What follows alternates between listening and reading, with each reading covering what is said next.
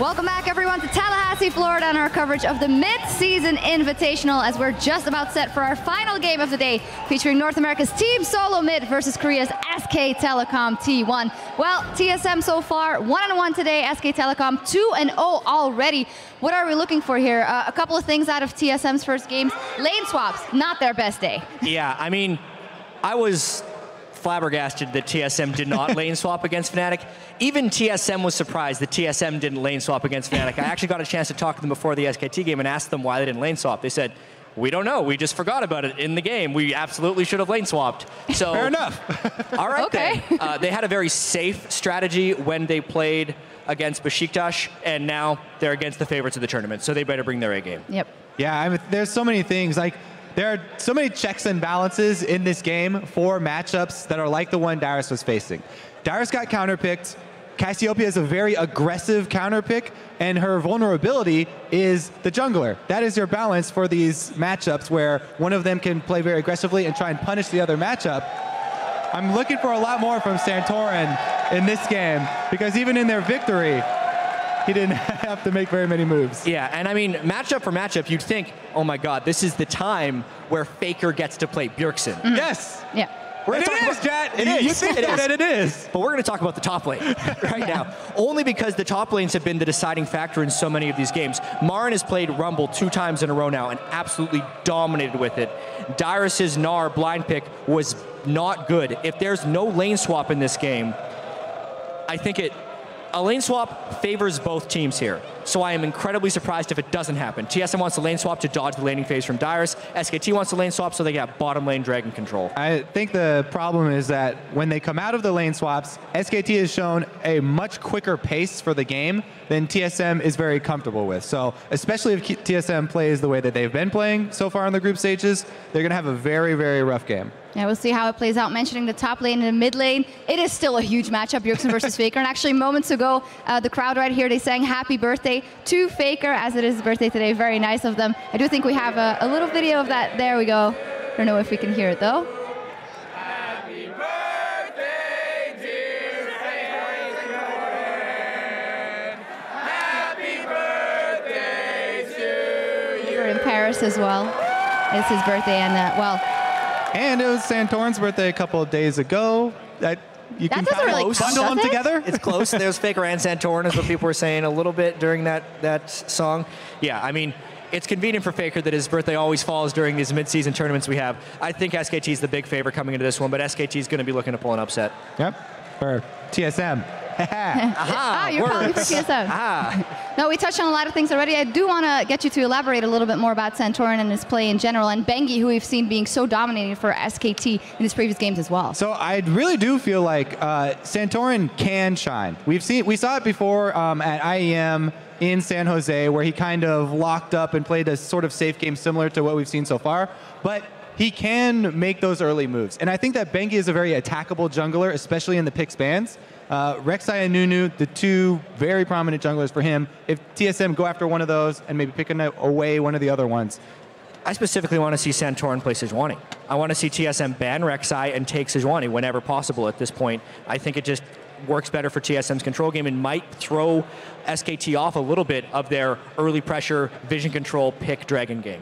Yeah, especially that dragon control will be immense in this one. Let's talk about the bottom lane a little bit. A lot of pressure on them, and Lustboy will definitely want to perform here, and they have to make something happen.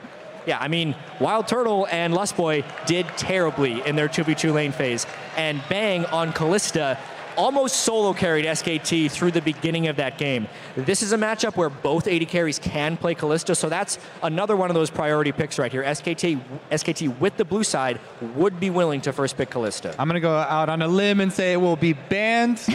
Bang is still 6-0 now on Kalista, still undefeated. So yes, I think that one will be banned. Kalista will be banged. That's a lot of bans we're already talking about right now, because we have Faker, who's undefeated on LeBlanc, Bang, who is undefeated on Kalista, Marin, who has 1 loss on Maokai.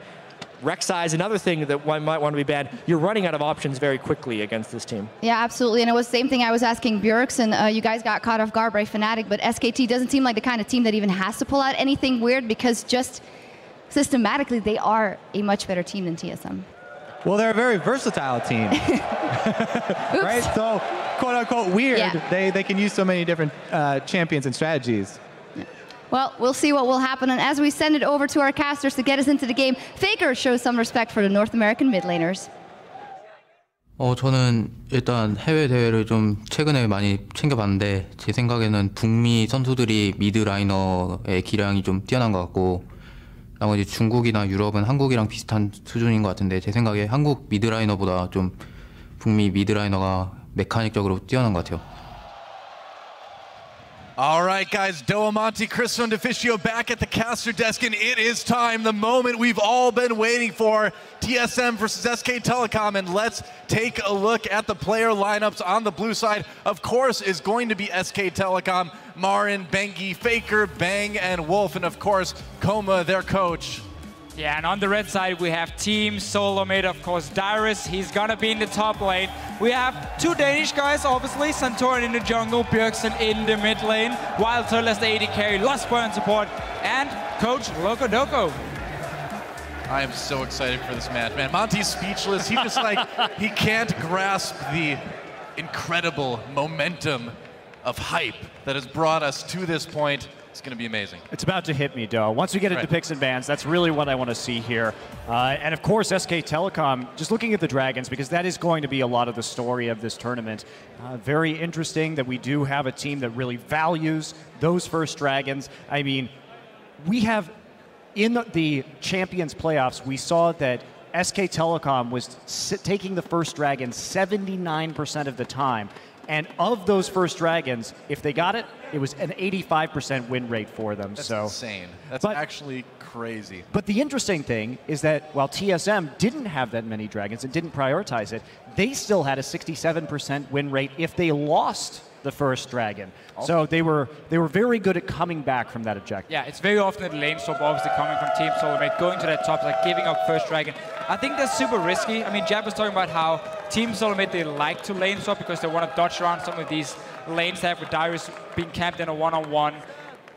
Problem is, this matchup is so much about who has control on the bottom side of the map, in the river, near that Dragon. Both teams like to early pink ward around the mid lane on the bottom side to set up both Faker and Bjergsen to play really aggressive in the laning phase, to have both supports being able to roam from that bottom side, and of course create picks from SKT to then give a Dragon later on.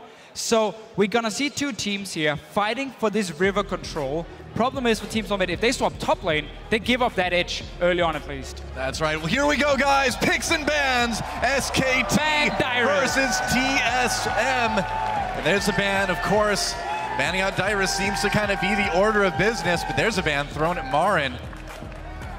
Team SoloMid has to be careful here. They already see the Sion ban, so they must either expect Maokai to be a ban or a first pick for Marin, who's of course a fantastic Maokai player himself. Yeah, he's something like 13-1 on Maokai right now. Decides to ban their way, but they should expect this to happen. So by banning out top laners themselves, you might end up in that situation where Dyrus also runs out of a few picks. Kalista has to be the last ban for Team SoloMid now. And interestingly, SK Telecom, so they are going to go with the same bans that we saw against TSM by Fnatic. Earlier today, those are the three champions that Dyrus played over the course of the NALCS playoffs. And will Team SoloMid try and leave Kalista open until SKT? Either you take the Gnar as a first pick or you take the Kalista. We take the other one on our side, because in terms of jungle here, there's both Rek'Sai and Nuno for Bengi. You take Kalista and then you take Hecarim in response. Oh, I agree. SKT should take the Kalista pick, but listen, what TSM is trying to do is say, you make that trade, because whichever top laner you don't get, or whichever pick of Gnar and Kalista, we will grab the other one. That's at least what I'm expecting. Kalista has to go in for Wild Turtle in this situation then. Oh, okay, so we got the first pick of SKT. That's risky, man. For Team SoloMid, yeah, it certainly is. Then again, go with that Rek'Sai though. Then again, we normally don't see Faker play Urgot. No. So they might keep this one and say, okay, we know this is going to go to the AD carry position, and we get the Kalista now from Team SoloMid. However, even though we don't see Faker play Urgot, it wouldn't surprise me at all to see him play it in this particular tournament. When he goes to international events, he frequently pulls something new out of his bag of tricks. One of the problems if you do run Urgot mid lane and a tank top is you have a lot of physical damage. It would mean we have to see Corki coming in for Bang as an AD carry then to provide some magic damage.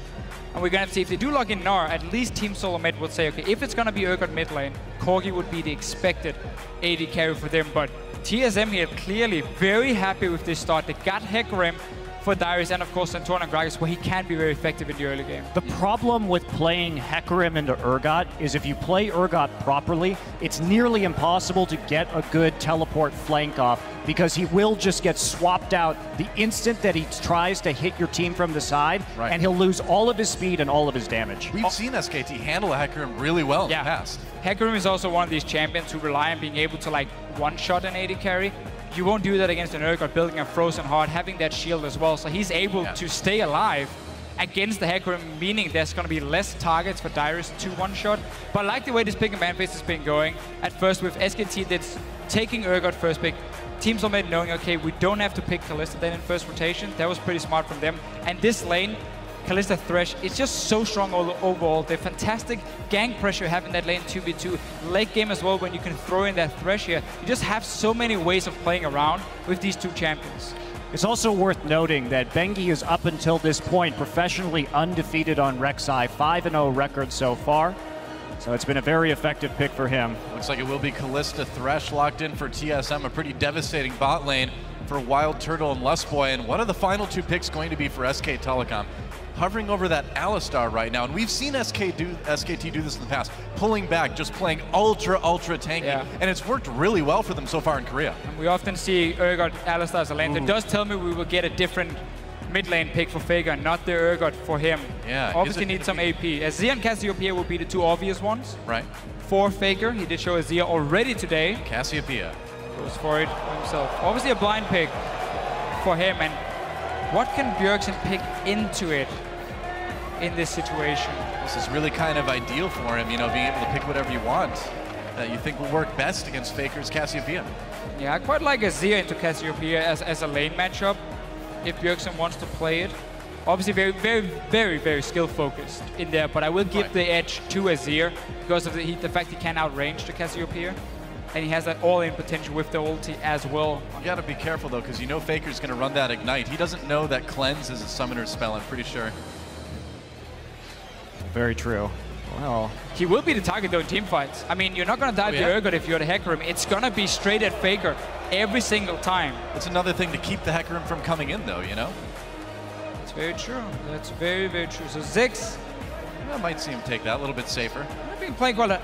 This is honestly a very good pick into Cassiopeia. What I like about Ziggs in this matchup, or against Cassiopeia, is the fact that Ziggs offers so much zone control with the minefield, with the satchel, and obviously Cassiopeia is a fairly low-range mage who has to get close, constantly be able to spam her Twin Fang. You can stop that in teamfights if you have proper minefields and satchels from the Ziggs here. And basically also the backline threat you do have with your ulti, making it very tough for Faker to position himself, because he's gonna be the guy Darius is gonna jump towards. The ulti from Bjergsen is gonna fly there. You might even see Lostboy being thrown in the face as well to try and take him down and start the fight. One thing that I'm looking at right now is Darius is opting to go for the Ignite on the Hecarim here, and I almost feel that if you can get that exhaust or the smite down onto the Cassiopeia, you may have a better shot here, considering that there's one major damage threat on this team.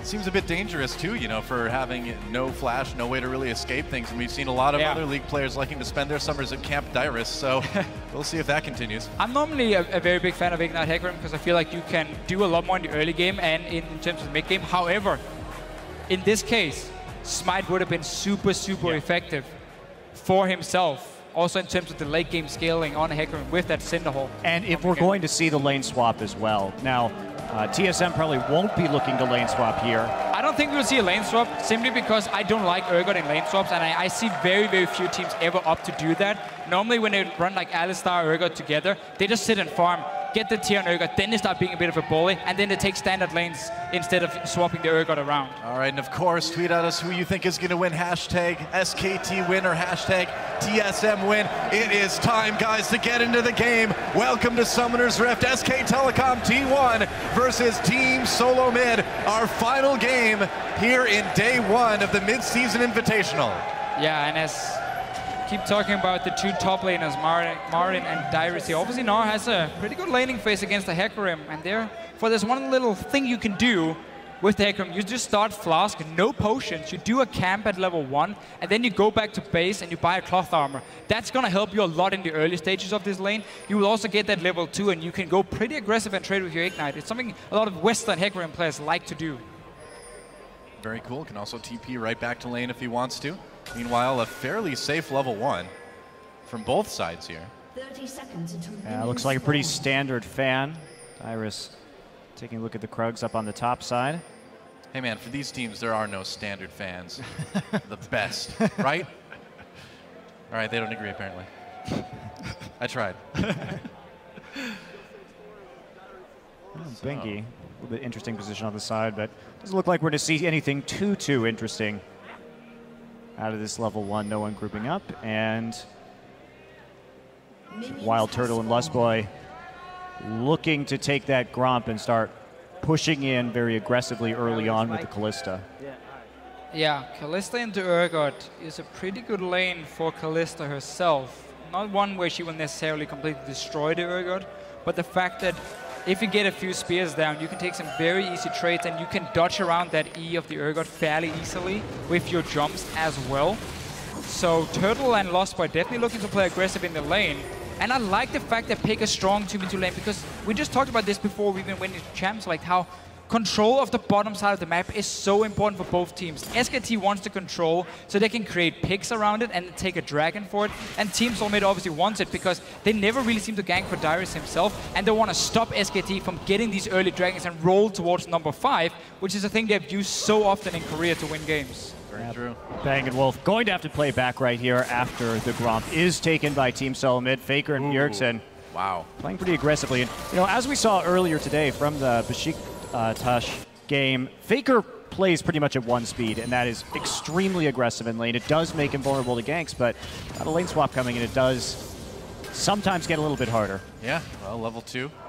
Gotten a little bit earlier for TSM here, and we'll see if they can press that advantage. Look at Dyrus. Boots. Oh, boots, okay. After. I think cloth armor is so much better against Gnar in the lane, just to have a bit more sustain that way through the armor. The boots itself doesn't really offer him a whole lot. I mean, he is obviously Hecarim, so he does get a bit of extra damage from it. And maybe he's just looking to try and close the gap on the Gnar, but the problem is he's going to get boomeranged every single time he tries to go forward. Yeah. And Marin is just going to try and kite him anyway. And pushing so far up in lane, too, without any sort of escape summoners makes him a little bit vulnerable, as Bengi may demonstrate right now. Coming through, Dyrus already low. There's a knockup. Dyrus in big trouble. First blood goes to SKT. Bengi, he was a bit too far up, wasn't he? So if we take a look at the pathing right there, starting on the red buff, going right for the blue buff after taking the Raptor. So he was a little bit fast right there, but even so, Dyrus caught a little bit unawares, and you have to be so considerate about that gank path as you push up to the turret. Yeah. But Marin gets him right where he wants him. Well, Marin baiting really well, too. Even got the ignite out of Dyrus, kind of in a little bit of desperation, too. And we didn't get to see the early start in this lane between Dyrus and Marin, but typically on Hecarim, you don't want to push the wave because obviously you're not running a flash. Yeah. And Rek'Sai has so many ways of getting over certain walls to gank you. Bengi might try another one in the mid lane. We talked about Dyrus before here, or after. No flash, though. Yeah, that's true. He's going to take the Raptors as he kind of mulls it over. But typically, again, for the Hecarim top, what you want to do is you run to the Gnar outside of the minion wave and you start trading. You don't push the minion wave yourself. You're going to be happy that Gnar is going to try and auto-tech trade with you and push the wave back instead, and you just sit fairly safe. Oh boy. Now he might die a second time because Bengi is not spotted. He's going to come around. Oh, Dyrus. Dyrus going on to Marin. Now he tries to... Oh, no, he's not fleeing yet. Just waiting for some poke. Man. He wants some poke from the Gnar first so they can take down Dyrus, because he's obviously not going to move away from the minions. And they want that rage bar. Coming in. Dyrus in a little bit of trouble. Look at Faker moving up. Fleeing Faker. They're trying to cut him off. Dyrus running into the enemy jungle. He's deep behind enemy lines now. And I don't know, I don't think this is going to end well for Hecarim. Looks like he's trying to get to the turret to maybe get an execute, but nope, no chance there. Just going to run right back in, and we're off to the races. Hecarim, he's going to win like a one-man horse race, but in the end, he's still going to get taken out by SKT. There is 2 kills. Whoa! Thanks, Grunt, bro. And right there, again, if you look at the setup on that, they had a ward that had been placed by Bengi right at the Raptor, but we've got... Smacked in the bot lane, nice grab onto Wolf. Wolf taking a little bit of damage, but that pulverize looks like it'll keep him safe. Yeah, getting low, but not getting killed. I really want to talk about that because the setup was so good. There was no way for Bjergsen to help in that top side yet. Faker had the angle onto the top side of his lane. They had a ward right there, and Santorin has not been playing the top side of this map at all since he started off at his Krugs. There's no counter ganking for Dyrus as he's coming forward. He's not in the lane brushes in order to make a play. This is awkward. Bengi a little bit lower health, but now taking a big chunk out of Santorin. He's getting hit by the Raptors as well, but Santorin not wanting to stick around there, finding it a bit too dangerous as he gets chased back to his side of the map. And as much as we can talk about Santorin and not helping Dyrus, he's been misplaying the lane itself by pushing it twice now and being caught out from it. I mean, that's not how you can play this matchup when you don't have a flash. And you know the enemy team likes to tap you. Bjergsen tried to pop that up, but Faker flashes out of it. Escapes there, but Bjergsen with a little bit of a win in lane. Yeah, has to burn both summoners to get out of that as well. So Faker playing aggressively. Dyrus now trying to get in. Revenge of the Dyrus Faker. Can he get away? No more summoners. Now taking a lot of damage. Good bait from Dyrus. Yeah. Coming in, saying, okay, I'm going to be caught on the tower. Nope, just going to turn around and obviously just get an ulti away from Faker here. So I'm trying to clear out the wave. So Bjergsen, some very effective trading. We mentioned how this Ziggs into Cassio is a fairly decent matchup. Not too much for the laning phase, but more how it's going to end up in team fights with Bjergsen gonna try and really zone out Faker with Minefield and Satchel, and then have that, obviously his ulti and the long range bounce from his Q to try and get onto this Cassiopeia with some damage. And the fan vote going pretty heavily in TSM's favor right now. I'm curious what Marin is going to do here. Looks like he's not going to go for the fastest home guard boots available to him, but Marin, a player known for going early home guards on this Gnar, and we saw it so many times in the finals up against the GE Tigers because they really know how to manage rage and make some plays. Yeah, speaking of making plays, Lustboy coming down here. Doesn't look like they'll be able to catch people. No, he's going to bring Santorin in on the Lantern, but it may be a little bit too late already. We'll see if maybe Wild Turtle throws him in with the ult. Nope, no chance there.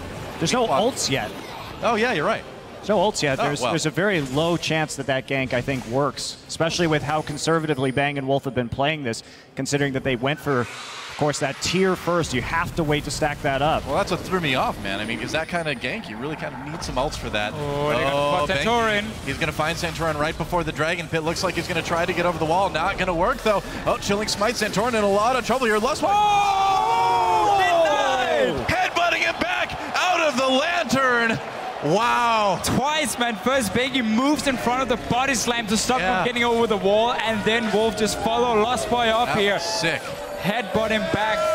Well, and even then, Bengi had another tunnel. They're going out a Wild Turtle. Bengi there as well, too. Lustboy in trouble in the back lines. Wild Turtle pulls in Lustboy. There's a knockup. Dyrus comes in. Exhausts immediately on top of him, but Bang in trouble. There's a kill, though, for Wolf, though. A big melee in the bot lane. Wild Turtle still getting lower. Bengi, though, under threat. They'll get another kill. Dyrus manages to take down Wolf, but it looks like Marin and Wolf will be able to actually maybe finish off. Will they? Looks like Bang went down. Wolf knocks him away. No, they have. Dyrus is angry. He's smashing. He's coming back. Oh, man. A lot of action here in the end. 1 for 2, I believe, and from TSM. Right there, the big problem was that SKT didn't have their ults available to them yet at the start of that fight, so they couldn't really make too many plays right there. They got a bit over-aggressive, and let's take a look at this one again. This was awesome play. We talked about how SKT likes to have these early ping wards around the mid lane as well. Here's one of them spotting Santorin. That's why those know they can take this fight. And look at Wolf. Lands on for Santorin, just headbutts him back in. You're not going anywhere. And gets the kill for himself, and then sets up another play in the bottom lane. Wow, are they going to spot Bengi with that ward? Now it's all about Dragon. And what we didn't mention, too, was Faker actually was getting chunked out of the mid lane during that entire process. So he's actually falling relatively far behind Bjergsen in terms of farm at the moment. It's getting a little bit risky for SKT here. It is so hard when you just want to move forward and spam Twin Fangs on this Yordle in the mid lane, and then there's a minefield under you. Yeah.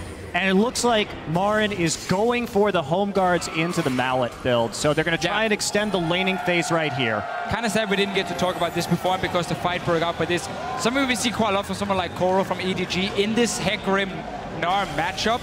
and also Marin pulling it out. Oh, it's simply super good in the one-on-one. Santorin coming in, nice flash play, there's a box, bang, manages to get out. It looks like Wolf may be in trouble. Meanwhile, action in the mid lane. Bjergsen in a lot of trouble. Faker gets the kill with the Twin Fangs. Meanwhile, down in bot lane, looks like Wolf and Bang were able to escape successfully. So SKT managing to get a kill in mid finally. Look around this mid lane here. Oh, let's talk about Outlook because there's more action. Again. Look at that, Bang, knocked back out from under turret, getting low. Position reverser gives him a little extra tankiness. Is it enough? The dive still so Faker's powerful. coming. Bang is still there. Here comes Bangy too. Bang is still alive. Klitz hasn't killed him yet. Bangy gets the kill on the Lustboy. Meanwhile, Santorin forced away. I can't believe Bang is still alive. You know who's not going to be though? Wild Turtle. Goodbye. A double kill for Bangy, and Faker claims another victim. Santorin goes down in the jungle. Everything is going wrong for Team SoloMid at the moment. That gank in the mid lane first. SKT has so many wards set up around Faker here. He can play aggressive. There was nothing to swap Bengi coming in as well. And that was a losing matchup at first for Faker. And then the bottom lane. Bang staying alive. Obviously you roam from the mid lane after Ziggs is already dead. You get Dragon, first Dragon by SKT. Monty, you love your stat with it. Such a good situation now for them. Yeah, if we take a look at this too, Bang gets knocked out, but immediately position reverses. Santorin has no more mana here. Wolf gets the exact right headbutt in this situation. They'll lantern him back in, but he has that shield that he's going to pull back up, and Bengi coming in at the right time as well. Turtle doesn't actually manage to get the lantern. He stays too long on the other side and gets separated from his team. He got too greedy for that kill on Bang. We'll probably jump right into Bengi and Faker anyway. And end up dying for himself. I didn't get to see when he used the rend, but clearly didn't get the kill on Bang when he did. So I'm not sure if he just tried to pop it a little bit too early and therefore lacked the damage for it, or were expecting to get the reset at first and then go for the second one as Santorin. Getting harassed more in the jungle, gonna take the lantern out. Man, I gotta say, you know, people were calling Wolf the weak link on this team coming into this event, but he has not been that this game. And now really the problem for Team SoloMid is, at first, they were trying to make a few plays on the bottom side. They got a kill with Dyrus coming in. That backfired completely. So now SKT in every single lane has gained some sort of advantage, except for maybe if you look at the two AD carries, but then everyone else has just gotten the kills. And because Marin is building Frozen Mallet, and he's gonna be just one-on-one against Dyrus over and over, Dyrus won't be able to touch him because of the Frozen Mallet. Now, this Frozen Mallet, it has to be said, isn't the best for early game team fights. We see Faker getting chased into his own jungle. Here comes Wolf from behind. He's got to be careful he doesn't get caught here. Going to go on to Santorin anyway. This pulverized. Lustboy headbutted into the red buff pit now. Faker. Oh boy. Lustboy in a little bit of trouble, drops that box, but I don't think it's going to save him. Just trying to delay to get the rest of his team involved. Faker still gets that kill on a rampage now. Bengi comes in, chilling smite onto Wild Turtle. Kalista in a lot of trouble. Headbutt pulverized onto Wild Turtle, and he'll get taken out. Bengi manages to pick up another kill. He was such a hero in SKT's match against CJ in the semifinals, really making plays here today as well. And I mean, really, SKT just pretty much comprehensively outplaying TSM across the map at this point. Nearly a kill a minute for SK Telecom in this game. Pretty wild. And this is the problem too, is that we're talking about two-tier champions. We're talking about Cassiopeia stacking the tier, the Urgot stacking the tier, Marin building the Frozen Mallet first. The longer this laning phase goes, these are not fights that they should be winning right now. They are in a power trough. Once those tiers come online, it is going to be a very bad situation for Team SoloMid. Well, Lustboy trying to defend that bot lane turret as well as he can. It's still so much pressure from SKT. Bengi just doing a little bit of farming as well. And man, Wolf, I am just like in love with his Alistar play in this game. It has been so good. So Dyrus going after this Trinity Force as well. It's going to take a long time to get there. Yeah, and the problem for Dyrus in this lane is going to be the fact that because Marin is building for the one-on-one and not for the team fight himself, because obviously Frozen Mallet is not the most gold-efficient item in a team fight, he's going to be able to kite the Hecarim around nearly all the time. So the impact Dyrus will have has to come from teleports, where he needs to dive Faker and just kill him with this Trinity Force. That's the only thing he will be able to do at this point in the game. And the scary thing about that Frozen Mallet onto a Gnar, so we see Bengi. Oh, Dyrus gets caught by his Krugs. Marin comes in, he's got the red buff as well. That's two red buff champions. Dyrus in a lot of trouble. Ults away, will he make it? Looks like they'll let him go for now. Oh, or not. Santorin comes in, forces a flash out of Bengi. And it looks like, unless Santorin can catch up, they may have to leave it at that. They've got the ult from Bjergsen to maybe help take this one. Bengi, though, on the run. Dyrus is going to teleport back in. They're going to try to make a play here. He catches Marin and Bengi. Bengi goes down immediately. And Dyrus, he wants another one. A lot of damage onto Marin, but he becomes Meganar just in time. And I think he's going to keep going. Yeah, you don't want to get dove under turret with that. Ult comes in, looks like, just to clear that wave by turret, so Faker can't do any more damage to it. All right, so well played here from Team SoloMid. They get the kill and they defend the mid lane at the same time. Bjergsen returning to lane. Dyrus proxy farming a bit, though, and that's going to prompt a teleport from Marin. Here come the home guards. And the Frozen Mallet is completed. He's still got that red buff, too. Wow, flashing over the wall. Meanwhile, Rek'Sai gets behind him. Faker coming in as well. Dyrus in big trouble. Marin may just go ahead and give this one over to Faker. We'll see. Marin, nope, takes it for himself. You can't proxy farm in that situation when Faker has pressure on the mid lane and the teleport is up. And the Void Rush is up as well. There's too many ways to get collapsed on in that situation. Extremely unsafe move. Especially like you're saying with that Frozen Mallet finish and the red buff still on Marin. There's almost no way you escape from that. No, that's really been a problem for Dyrus. He's been playing very, very aggressive and very greedy, honestly, in this lane phase from the start. Yeah. From getting in the lane level 2, pushing it instantly, and just getting ganked. It just seems like there's this desperation from his play right now that doesn't need to be there. I agree. Well, tiers are going to be fully stacked soon, and that means they will be both physically and metaphorically. Well, Santorin manages to spot that ward, so they'll get a little bit of vision back in their own jungle. The next dragon is up in about 40 seconds now. Yeah, let's look at here what's going to happen. So SKT next objective for them is obviously this dragon. They keep having these pink wards on the bottom side in the river. SKT has been controlling that nearly all game long. Team SoloMid has not been able to do anything, and every time they walked into that river, they would get caught out and simply end up dying for it. So next dragon is a fairly easy setup for SKT. They have timed the recalls. Naj just gone back to base.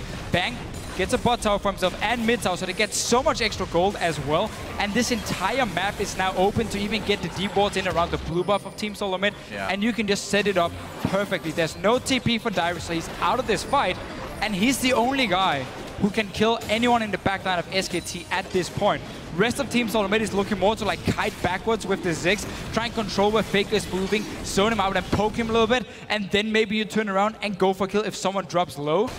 But as long as there's full vision control, that's never gonna happen. Yep. Looks like another dragon again, and meanwhile Dyrus continues to get harassed by Marin. In a little bit of trouble. Dyrus trying to escape. There's the Gnar ult. Another easy solo kill for Marin as Santorin comes to mourn the body of his favorite horse. That horse was amazing. It was, and so is the Frozen Mallet. Yeah. Against the horse. It's pretty good. Always chasing him down, like over and over. So it doesn't even matter if you set yourself behind in terms of your tanky items for team fights, because you can just keep being a bully in the one-on-one lane. Now, last point, we just talked about how whenever they show the river from Team SoloMid, they get caught out. Yeah, pretty much. And then they get pulled in. Yep. Wild Turtle saving his support there. They're still going for this one, though. Wild Turtle is still really far. He's going to try and recall. He's going to get... wrong part of the brush. Oh, he canceled his recall. Saw Bengi coming in big trouble now, doing a lot of damage to Bang, though. Bengi manages to make something happen. Position reverser, and he gets out on the Lantern, but there's Wolf right there, getting a bit bloodthirsty. Bang gets the kill anyway, and now Lustboy with that exhaust on him is in a lot of trouble. SKT getting another easy kill. It's 15-3 now. Bjergsen finally able to get the first turret of the game for TSM, but things are still really looking grim. I'm surprised to see TSM playing so recklessly in this game. They've been overextending time and time again. It's not characteristic of their play. Yeah. And when I think about TSM, kind of get into this as Bjergsen gets found by Marin. And Marin knew exactly where he went to, and Bjergsen's still in a lot of trouble. Tries to enlist some help from the Wolves, but they're not coming that far, man. They live in that little den. Another kill for Marin. And Dyrus continuing to try to take that top turret. Looks like he might be able to now, but TSM has been such a methodical team over the course of the NALCS playoffs, and the risks that they're taking in this one are just getting punished left and right. Dyrus. Well, we know how this one's going to end up. Marin gets another one. He's now 6-0-1 on this Gnar, and you're right, I mean, about TSM. They've been so good, so methodical, all spring split, and in this game right now, I feel like the nerves are getting to him a little bit. Yeah, Marin's going to start a glue factory soon. He's got enough dead horses, it's true. Bengi coming in. And so,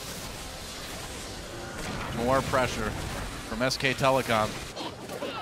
Yeah, I mean, at this point, Marin is just going to keep straight pushing. It's kind of clean up from here on out, huh? All game long. Well, it's like for Team SoloMid, in order for them to come back in this game here, they got to try and have a situation where Darius can sit in the one-on-one lane with Marin and just sit there, not fight or anything, just sit under his tier 2 tower, go back to base when they want to force a fight around, let's say, a dragon if you are Team SoloMid, get that home guard engaged, and then you need to rely on Bjergsen being able to land poke. He's going Loot and Zeko to maximize his poke damage as well. That's the only way for Team SoloMid to start winning fights, but it's going to be very, very hard. The problem with relying on that home guard engage is the fact that there's an Urgot. And when the home guard engage comes in, all Bang has to do is press R and click on Hecarim, and he loses all of that speed, all of that burst, and then he gets put in the front line, and there's no longer any kind of flank. And even it's a very powerful pick against Hecarim. And even if you don't have home guards, you're going to have an Alistar who's going to get CDR, who can just headbutt you away as well and completely stop the same thing from happening from Darius. He turns around immediately onto TSM. Look at that nice headbutt. Pulverized Santorin trying to help his teammates escape. Lustboy pulled over the wall by Wild Turtle, but SKT continues to chase. Wolf, can he get there in time? Bengi, they caught Wild Turtle. There's the position reverser, and there's a dead AD carry. And SK Telecom, oh, nice flash pulverize onto Bjergsen. He's in big trouble now as Bang comes in with the big damage. The ult does nearly nothing as Bang picks up the double kill. Lustboy trying to get back to the base, but Bengi says, no way, I'm coming in there with you. Santorin just hanging out right now, checking out the Rek'Sai, waiting for that tunnel cooldown. There we go. Back out again. And that is much happier music than I think Santorin would really choose to listen to right now if he could. And if one hammer works for you on an R, why not get a second one? Yeah, man. The Phage Mario Brothers have for him as well. And merrier. Wild Turtle deciding to go Hurricane is a thing that this is dislike a lot versus tanks. You can't do this in this situation because in order to actually effectively use the Hurricane, you have to hit more than one target. And if he's hitting more than one target, he's going to get Cassiopeia ulted, pulverized, position reversed, or Gnar ulted. Yeah. It's also the fact that you have a build now where you don't run any crit. And you're going to have to be able to take down some tanks if you want to break through the front line of SK Telecom. Without any crit, you're going to need like 20-25 spears on a target, and that might not even do enough before you get like the third item of a Last Whisper. So you just don't have any single target damage from the side of the Kalista at this point. Let's take a look at this fight one more time. I mean, TSM just on the defensive from second one on this one. Yeah, and Marin just teleporting into that fight as well. Wild Turtle caught trying to take the Lantern right there by the position reverser. There's the flash pulverized from Wolf, just zoning out in front of Bjergsen right now. Bang, able just to pretty much solo Ziggs right there as the rest of the team follows up. Bengi with the flash over the wall into the knockup through the base gate. Yep. And it's just so clear to see the game plan for SK Telecom and the way they like to play around the bottom side of the map. Typically, in terms of, again, the warding, they've used it so well to punish Team SoloMid every single time something happened in the early game. And then with the early ganks on Darius, who was overextending, Marin just got so far hit on this Gnar that he could get that Frozen Mallow fairly early and use it just so SK Telecom would say, we're going to win top lane no matter what at this point because we got Frozen Mallow completed, we have a good head start from our Gnar, so we just focus everything bottom side. And that was just too much for TSM to handle. SK Telecom just moving around the map now, taking down turrets. The next dragon is live, and you know they took a very easy Baron as well. Faker just going and soloing the dragon. That's number 3 now. SKT with total map control. And I gotta say, I'm a bit surprised that this one ended up being so one-sided. Yeah, I will admit I was expecting a more defensive approach for Team SoloMid, also with the way they wanted to control their own vision, like have very defensive warding to try and spot if any roams were happening for SKT, and then try and play a fairly slow laning phase where you would expect, okay, we know Darius often gets camped, so we try and play around that one. Also, you had the Ziggs, so you can slowly just sit and chip away the mid lane. Here we go. Darius trying for a flank from behind. Here's the flank, yeah. Onto Faker. Faker takes a lot of damage, actually. Gets very low. Nice lane from Lustboy. Can he do it? Wolf coming in for the pulverized. Lustboy in a lot of trouble. They do get Faker, but now Marin comes over the wall. There's a flash trying to take out the support. Meanwhile, Darius on the run as well. Bang took a lot of damage from the turret. Oh, Bjergsen took him out with the ult, but SKT still, even without their carries, is doing enough damage. They're tanky enough. The double kill for Bengi, and SK Telecom just unstoppable at this point. 4 kills, only Bjergsen making it out. It was a really good call by TSM, though, in that situation. Oh, there's the ace. It's the only call you can make. And had it been even goal, that team fight could have been won by them by getting such a good engage. Oh, but they would have crushed it. They took the fight where Bang wasn't there to just stuff the flank immediately from the Hecarim. So they actually were able to get onto Faker in that instance and take him out early. I think TSM had the right idea. Oh, yeah. It's just, unfortunately, they're a lot too far behind. A lot. It's true. Well, with an engage like that, I mean, that was pretty much the perfect engage for TSM. And, you know, we even had Bang coming in and pretty much dying to the turret in there, too. Well, double brutalizer for Bang now. All right, well, I mean, the more limbs you have, the more brutalizers you can hold, right? Well, that'll help. It's a lore build. Once he gets Ghostblade, but that's true. Bit unorthodox right there from Bang. Why not? The Wild Turtle is going to try to pick up his red buff here. Wolf may want to try to prevent that. Cowboy Alistar is disturbing, by the way. Are we supposed to believe he's like hurting his own species? Like farming his fellow cows? That is a disturbing skin right there. Freaky. He's babysitting. I guess so. He's the bull, got to babysit all the cows. The less said about this, the better. All right, love the Mikhail's pickup for the cow. Now we're talking about him. That's basically the only way Faker's going to die is if he gets locked down, then Mikhail's is going to prevent that from happening. Bengi gets spotted in the jungle here. We'll see if they make anything happen. Wild Turtle forced to retreat into his own jungle. He's going to run right into Gnar, though, isn't he? Yep, there's Marin right there, and Wild Turtle trying to hop backwards. He's got that red buff. He's going to take it onto the lantern. Oh, Marin chasing deep, gets hit with that death sentence, so needs to be careful. He's so tanky, though. And again, this build from Kalista just doesn't do a ton of damage.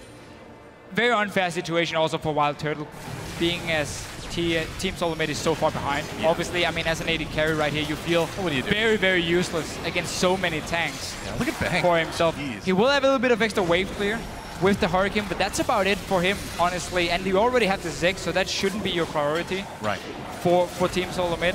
Bjergsen with the loot and Seiko, obviously just trying to maximize whatever damage he can get from that Q. If he does a full rotation of spells. Coming in, there's an knock-up onto Wolf, looks like they caught him. Bengi coming in, Wolf still very, very tanky. Tyrus ults, he does manage to connect with Faker, but now he's on his own with Faker. I don't think you want to be there. Meanwhile, the rest of SKT has invaded the base. Tyrus still running from Faker. Looks like he might escape. Will the poison be enough? Meanwhile, Lustboy goes down in the mid lane. And Marin still putting all that pressure onto bot. And will Faker actually find Dyrus? I think he will. Oh, no. Dyrus actually made it out. Faker actually opting not to use Ghost on that chase right there. A little bit weird. He definitely could have caught him if he had wanted to use his summoner, but instead holds onto that one for a little bit longer. Ziggs ult still clearing out these waves, so SK Telecom hasn't actually really cracked this base yet, but they will on this one. Well, yeah, there goes the inhibitor turret right now, and it looks like the inhibitor is pretty vulnerable at this point. They're going to back off, just playing it safe. Bengi coming in to one of his tunnels basically right at TSM's front door, but Dragon up in a minute 30, Baron up in a minute. SK Telecom, this is the time for them to pull back, play it methodically. You don't want to give any chances to TSM at this point. Yeah, just wait for Baron to respawn. Right.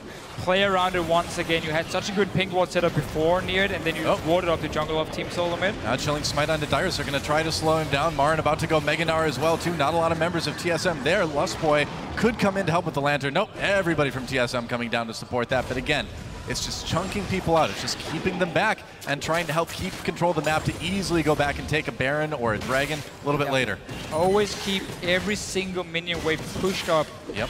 So you know that there's 3 lanes they have to defend, and if they ever show without a teleport, without a global, well then you just go straight for this Baron, which is spawning in 10 seconds from SKT's side. And I mean, worst case almost for SKT is that Team SoloMid try and go out and stop it, and then you just get an open fight, which is also what you want, because you want to get the Ziggs away from these towers, so he doesn't just sit and wave clear. So there's barely any win-win situation, except Ziggs ulti, stealing Baron, calling it right now. All right. You call it, Deficio. I'm holding you to this. Oh, Marin coming in. You don't expect them to come from your own base, do you?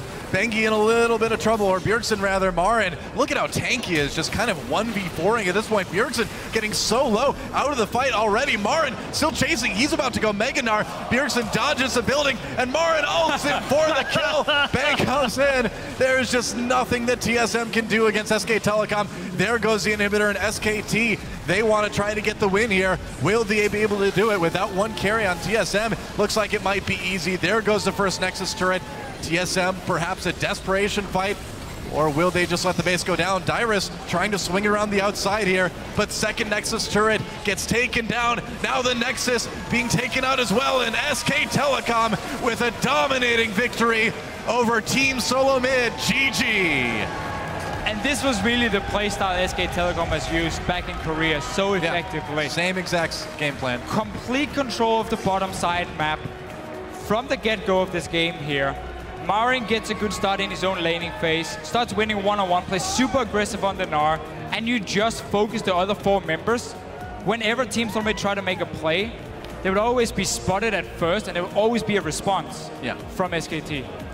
And that's what's scary about them too. They've been kind of pioneers in this post-Cinder Hulk world in terms of their picks and bans, and this isn't all they have to offer either. Of course, they do like these very tanky Urgot compositions with a Cassiopeia or a Vladimir in mid, but they also play that Lulu and play around Bang as the primary carry. And we did see a few changes, I mean, pick and ban wise here. Urgot came in as the first pick, so Team SoloMid decided not to ban Kalista, even though it's been such a must ban against Bang so many times. Simply just to say there are plenty of power picks at the moment. Whichever you don't get, we're going to take 2 of them. So they got Hecarim, they got Gragas. They could save the Kalista because they expected Bang to play the Urgot. So I quite like the way they handled the pick and ban phase. It was just once again the execution that simply didn't work for them. Yeah, they have looked a little bit off all day. Like I said, we know TSM looks so calculated over their course of the NALCS playoffs, and we weren't really seeing that team today, which surprises me quite a bit, actually. And so I hope that tomorrow they can turn it around, because the reality is that TSM right now, with a couple losses already, is, I mean, they have to win one more. They have to beat HQ, otherwise you're out of top 4. That's true. It's pretty crazy. I mean, that is not the TSM we're used to seeing. We'll see what they can bring back tomorrow. For more information, for more analysis on that desk, let's send it back to the desk of analysis itself. See what they have to say. We could analyze the desk too. It's really nice. Thank you, gentlemen. I mean, I have to echo their sentiments there, which is that we had much, much, much higher expectations of TSM coming into this tournament, and they just simply are not delivering. Yeah, I especially had much higher expectations of TSM, apparently, because that wasn't a great showing. And a lot of it has to go, the obvious one is, throw Dyrus under the bus, but Turtle and Lustboy had a very poor showing in that game. Collectively, they were caught out in the jungle on the bottom side of the map specifically on 2-3 occasions. I understand that Lustboy was trying to save Santorin, who was also just doing his best, I'm going to call it his best wolf impersonation, and just roaming around the map randomly, but that was a very sloppy game. Yeah, I feel like Santorin and Lustboy's synergy that game was really off. Santorin was walking up to lanterns that were about 5 feet away from him, or 5 Teemos away. He was body slamming into the lantern for the gank, and the gank was so telegraphed. When you throw a lantern behind you in the middle of the lane and then walk forward and flash forward, you know it's coming. That was so predictable. A curious thing about this game for me, as an avid Rek'Sai player, is the fact that they pick Rek'Sai so much. And why does Rek'Sai work against these tank junglers? Well, she has innate sustain from her passive, which Gragas does have that, but it's gated by mana. He has to chug abilities so that his passive goes off and he can heal himself. Rek'Sai does not. She just burrows back, no mana, can constantly be ganking, non-rely on any abilities, and she can clear faster than most junglers, allowing her to get there before anybody else with more creative paths. For instance, a Gragas can take the same routes that a Rek'Sai can, but he has to use the body slam, which is a main engage tool, so he has to take more conventional paths. You see Bengi ganking left, right, and center. He can gank whenever he wants. It's the strength of the champion, and it's played perfectly. And, you know, usually the games that he has on Rek'Sai that he runs away with it, the early games, it's a complete washout, and we saw that here. Yeah, I think he did whatever he wanted in this game, and I think there were just a lot of executional mistakes. We see a top lane, Dyrus getting ganked early, what a great gank by Bengi, and also just getting baited in really, really hard, and that just snowballs over to the bottom side of the map. I think that Bjergsen actually did really well in the mid lane. After 6, he was like 15, 20 CS ahead, and then there was just a lot of questionable play from TSM. Yeah, and I think that's twice that TSM's shown that if they get behind in the early game, they make questionable decisions. Because this is twice their stall has been completely fine. You're running... Alistair's a fantastic diver, so that is probably the one saving grace of SKT's comp, but they cannot siege. They have an Urgot, they have Cassiopeia, they have Gnar. And then everyone else is melee, so the Rek'Sai and the Alistair. So they can dive extremely well if they're ahead. But you have Gragas, you have Ziggs on the other side. They should have been able to stall that out if it was only Dyrus that fell behind. That's why I'm a little bit more upset with the bottom side of the map, because that game was salvageable until they started invading and doing really crazy things. I want to jump in here real quick. We've thrown a decent amount of shade towards TSM for their performance so far. I do want to hop over to SKT because although, they may not have been up against the best performance of TSM, they did play it well in that they camped that top lane on Dyrus and then they systematically dismantled all of TSM. I mean, their pressure played a big role in TSM making incorrect decisions. My favorite part about the entire game, I'd have to say, is the draft where it began with the first pick Urgot and the Lulu ban. SKT is known for playing a lot of Lulu, and so is TSM. And we were thinking to ourselves, oh, TSM has to ban Lulu. You can't give this champion away to Faker. What do? They ban it themselves. So when you think you have them figured out, nah, they just throw something else at you. But another interesting thing was that they locked in the Urgot first and then followed it up with the Rek'Sai Gnar. So triple physical composition already. That's a very obvious Urgot to the AD carry position. The only possible pick that you can make to have your team comp make any sense would be a Corki and an Annie, any magic damage. But TSM had locked in the Hecarim and the Gragas. Full on tech, you're going to get outscaled. I think TSM could have taken advantage of the situation, recognized it's 100% the Urgot going bottom lane, pick a stronger lane into the Urgot, and try to punish it a little bit more than what they did. Yeah, I definitely agree. I think the only other thing you can point out is that they just rotate around the map much quicker than anyone. Like, their calls, especially into the top lane, like you saw Dyrus trying to dirty farm. It was a little bit over aggressive, but like straight away, as soon as they see it, they make 3 members automatically respond. As soon as TSM had maybe caught Faker out in the jungle, all of a sudden the Alistair's there, another 2 members are collapsing from the bottom. These guys are so on point with how they move around the map, and we touch on it a lot, but they always take the inside lane. Their vision is always set up that they are the ones that can safely move through every jungle path that they want to, and TSM always has to walk around the outside, meaning that either they cut through and get cut off like Turtle was, or everyone's just going to be too late. Well, and there you have it. Those are our 8 games of the day. Let's take a quick look at the group stage standings. In first place after a perfect day 1 performance is the LCK's SK Telecom T1. Behind them in second is the LMS's AHQ Esports. Tied in the number 3 spot at 1-1 is China's Edward Gaming and Europe's Fnatic. And rounding out the table in 5th and 6th are the NALCS's Team SoloMid and international wildcard Besiktas Esports Club.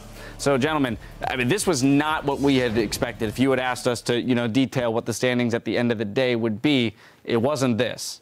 No, not at all. The fact that TSM came out with this type of performance is really a little disheartening, especially on home turf as well. That was something that I was not expecting. That's the biggest upset here today, at least for me. I didn't vote for him, though. So. 0-3 on the day. Mighty impressive their spot. It's really impressive to get them right, but to get them all wrong. It's just as impressive, really. The reverse prophet coming there. I feel like that. I think AHQ had a really strong showing. I really like their team, the style that they are playing. They're playing really aggressive. We saw a lot of kills and we saw a lot of crisp executions in those skirmishes. And that was something, I was looking forward in the beginning of the day where I say I want to see those surprises. We saw Cassiopeia top lane counterpick. Those was also a really great surprise. And I think everybody is like stepping up their game in strategical play from the teams we didn't expect would perform so well. What made me the happiest the entire day was that last game, the first minute, as a jungler, Bengi got a 4-man leash on red buff. Cassiopeia throws a Q out, Alistar helps it out, Urgot throws some more help. That's so nice. That's how he was able to get the gank on top. So guys, when you're playing solo queue, give your jungler a big fat leash. Yeah, who would have guessed it? The 4 junglers on the desk are all very excited by that. It throws off people's timers. They're like, he'll gank here at like 3 minutes, 10 seconds. It's like, no, he's three seconds early. And that actually really does affect things. All right, well, that's our 8 games of today. We've got a bunch more games tomorrow. When we come back, the matches will be starting off with China's Edward Gaming versus Europe's Fnatic. After that, Team SoloMid will will battle AHQ, followed by Edward Gaming returning to the Rift against Besiktas Esports Club. And in Game 4, it's SK Telecom T1 versus Fnatic. Now, gentlemen, a lot of games on the docket for tomorrow. What are we looking forward to most? TSM versus AHQ, because TSM has to win that game to make it out of the round robin and into the brackets, because if they lose that one, the rest of the games that they have against EDG just don't even matter. First game of the day, Fnatic EDG, you know. I chime in. Well, we can both be excited for it, but absolutely. I mean, both of these teams had a great performance and then a disappointing one. So which of these teams is actually the good one and the bad one? Well, let's not say that these two teams are good or bad, but which one is better compared to the other? I'm going full holo here. I believe in Huni. And I believe that, you know, they have what it takes to beat EDG. They have a kind of similar style, so I also expect a lot of the skirmishes, and, you know, that's just, you know, my kind of team fight. Yeah, I think when you put the first two games together, you get, like, the whole picture, and that's what we're looking for here. I think that we're in a position now where we can kind of piece together exactly how it's going to work out, but TSM really needs to bounce back. I'm actually looking forward to their game, because if they can't piece it together, then there's a lot of questions to ask about the NA scene right now. Yep, I'm right there on that train with you guys. TSM versus AHQ tomorrow going to be very exciting with a lot on the line, so I expect them all to come out swinging. That does it for day one of the mid-season invitational. So for myself, the casters, and the entire live broadcast crew, thank you for watching, and we'll see you tomorrow. I just can't wait to kind of reevaluate the balance of power between the regions, because it's the #1 team who won through the entire split. Fnatic goes for the fight. They don't have the vision to keep following, though, and they all try to disengage. What an ultimate from Hootie to keep two in place. Fnatic will take game 1 over TSM. Looks like Thakali's and Thaldrin just on the other side, and it's going to be as well. Dumbledore's from the top lane. Who is the monster of the mid lane now? Look at me, I'm the monster now. They dove right into Theocles, and now they're going to serve him up. Bangy over the wall. Marin piercing the heavens with that equalizer. And SKT will take game 2 over Besiktas. Oh, right onto death. He's chugging the potion, but it's the hit coming in from Albus, and they keep going for clear love, but get knocked up by Mako. EDG come out strong with a 35-minute game over AHQ. Another boomerang. Dumbledore just so low, misses the ult, but it doesn't matter as the Death Sentence comes through. Lost Boy flashes out of the way, so close to dead. Team SoloMid pick up their first win of MSI 2015. Rain over goes down as well. Steal back, the swap's going to miss as well. 4 kills coming through, a double for Ant. 4 kills overall. And AHQ, they win the aggression battle. We finally get to see #1 China versus #1 Korea. This is what this com's supposed to do. Oh, wow. SKT's doing triple kill. SK Telecom Team 1, 2-0 on the day so far.